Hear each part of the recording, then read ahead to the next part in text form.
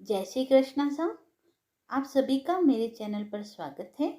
आइए सुनते हैं रविवार की व्रत कथा। किसी गांव में एक बुढ़िया रहा करती थी। रविवार के दिन गाय के गोबर से अपने घर को लीपना उस बुढ़िया का नियम था।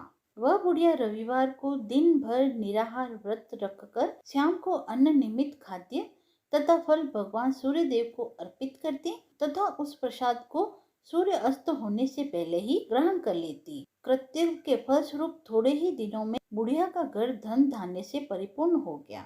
उस बुढ़िया की आर्थिक दशा में प्रगति देखकर उसकी एक पड़ोसन उससे डाह बढ़ने लगी। उसकी पड़ोसन अपने मन में सोचने लगी कि मेरी गाय के गोबर से अपने घर को लीपने पोतने के कारण ही बुढ़िया समृद्धिशाली हुई है।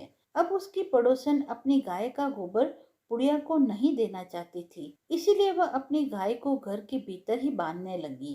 अगले रविवार के दिन अपना घर लीपने के लिए बुढ़िया गोबर न पा सकी, इसीलिए बड़ी असुविधा हुई। अपने नियम में बाधा पड़ने के कारण वह बुढ़िया बड़ी उदास हो गई।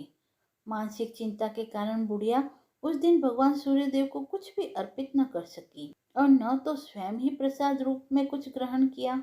शाम को वह भूखी प्यासी चिंतातुर अवस्था में ही सो गई। रात्रि में भगवान सूर्य नारायण ने उस बुढ़िया को स्वप्न में दर्शन देकर उसके दुख का कारण पूछा।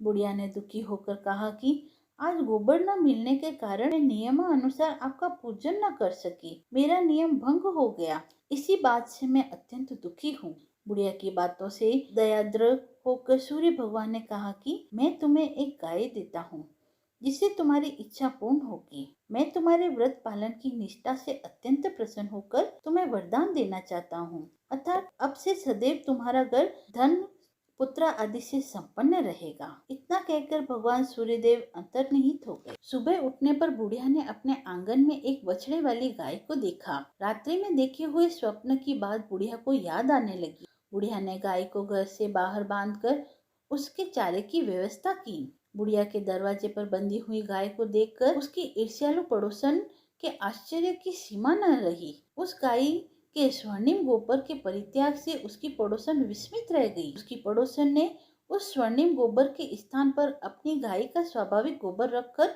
उसे उठा लिया, परंतु बुढ़िया उसके इस कपटाचरण का भेद न जान सकी। बुढ़िया की इस अज्ञानता पर भगवान सूर्यदेव ने विचार किया कि मेरी गाय से इस बुढ़िया का उपकार नहीं हो रहा है, इसीलिए भगवान ने अपनी माया से भयंकर झंझावात उत्पन्न कर दिया, जिसके फलस्वरूप बड़े बड़े विशाल वृक्ष भी टूट टूट कर भूमि पर गिरने लगे।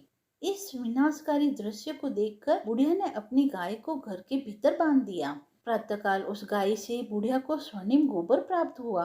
बुढ़िया अत्यंत प्रसन्न हुई और वह उसकी सुरक्षा के लिए नित्य ही गाय को भीतर बांधती। बुढ़िया की सावधानी से अब उसकी पड़ोसन का कोई वश नहीं चलता था। एक दिन पड़ोसन ने बुढ़िया की गाय छीन लेने के उद्देश्य से एक चाल चली। उसने राजा के पास उपस्थित होकर राजा से निवेदन किया कि महाराज, मेरी पड़ोसन बुढ़िया के पास एक अद्भुत गाय है जो स्वर्णमय गोबर देती है, अतः वह गाय यदि महाराज के पास रहे तो उससे जनता को लाभ हो सकता है। राजा ने उसके प्रलोभन में आकर अपने सिपाहियों को आदेश दिया कि अविलंब तुम लोग जाकर उस गाय को यहाँ लाओ। सिपाहियों ने आज्ञा का पालन किया। अब वह गाय रक्षकों की देख रेख में रहने लगी। रक्षकों के लिए राजा की आज्ञा हुई कि कोई भी गाय का गोबर उठाकर न ले आवे। आदेश देकर राजा महल में चले गए। उस दिन की रात में राजा की प्रसन्नता के कारण नींद नहीं आई।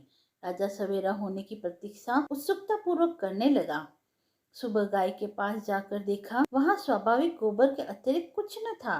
राजा की क्रोधाग्नि भड़क उठी। उसने बुढ़िया को महल में बुलवाया। राजा ने उस बुढ़िया से पूछा, क्या तुम्हारी गाय सोने का गोबर देती है? इस बात की सूचना पर मैंने तुम्हारी गाय मंगवाई थी, फिर क्या कारण है कि गाय स्वर्ण में गोबर न दे सकी? बुढ़िया ने उत्तर दिया, महाराज, गाय के गोबर से घर लीपना मेरा नित्य कर्म है। मैं दिन भर व्रत रखकर सायंकाल भगवान सूर्य को नैवेद्य अर्पित कर उसी प्रसाद को ग्रहण करती हूँ। मेरे पास जब अपनी गाय न थी तो मैं पड़ोसन की गाय के गोबर से घर लीपती थी। देव योग से गोबर के अभाव में मैं एक दिन अपने नियम का पालन न कर सकी। उसी दिन मैं रात्रि में भूखी ही सो गई। रात्रि में भगवान मुझे यह गाय प्रदान की। मेरी ईर्ष्यालु पड़ोसन ने आपको सूचना देकर मेरी गाय मुझसे छिनवा ली। गाय के संबंध में मैं इतना ही जानती हूँ।